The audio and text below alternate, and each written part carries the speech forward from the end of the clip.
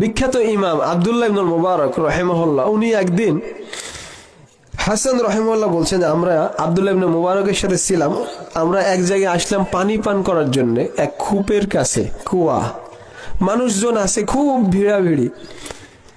তা আব্দুল্লাহ ইবনুল মুবারক রাহিমাহুল্লাহকে তারা কেউ চিনতে পারেনি, উনি পানি পান করতে গেছেন। সাধারণ মানুষ মনে করে লোকজন তাকেও ভিড়াভিড়ি করে একবার ধাক্কাধাক্কি করছে।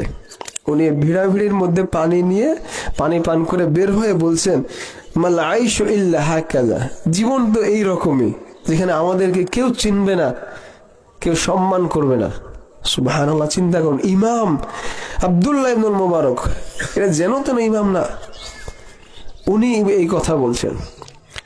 একদিন তার দার্সে কুফাতে, তার দার্সে কিতাবুল মানাসিক, হজের অধ্যায় পড়া হচ্ছিল। তো একটা হাদিস পড়া হচ্ছে, হাদিসে যে পড়ছে ও বলছে যে কল আব্দুল্লাহ ওয়া বিহি নাখুজ, এইভাবে আমাদের কাছে বর্ণনা করেছেন আব্দুল্লাহ, মানে আব্দুল্লাহ ইবনুল মুবারক, আমরা তার কাছ থেকে এভাবে গ্রহণ করেছি, মুহাদ্দিস, বিখ্যাত ইমাম। তা আব্দুল্লাহ ইবনুল মুবারক বলছেন, মান কাতাবা হাযা মিন কওলি, আমার নাম, আমার কথা এখানে কে লিখেছে? তো যে পড়ছে উনি বলছেন যে লেখক, যে কিতাব লিখেছে, উনি লিখেছে আপনার নাম। আব্দুল্লাহ ইবনুল মুবারক রাহিমাহুল্লাহ নিজের হাত দিয়ে, নখ দিয়ে খুঁটরায়ে তার নামটা তুলে ফেললেন। বলছেন তোমরা পড়ো, আর নিজের হাতে তার নামটা তুলে ফেললেন, যে বলছেন, ওমান আনা হাত্তা ইউকতাব কওলি, আমি কে যে আমার কথা কিতাবে লিখতে হবে?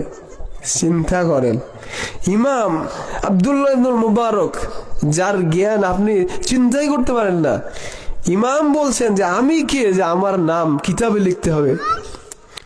তাহলে তারা নিজেকে কোন পর্যায়ের মনে করতেন আপনি চিন্তা করেন। সুবহানাল্লাহ, নেতৃত্বের প্রতি তাদের বিমুখতা কত বেশি ছিল।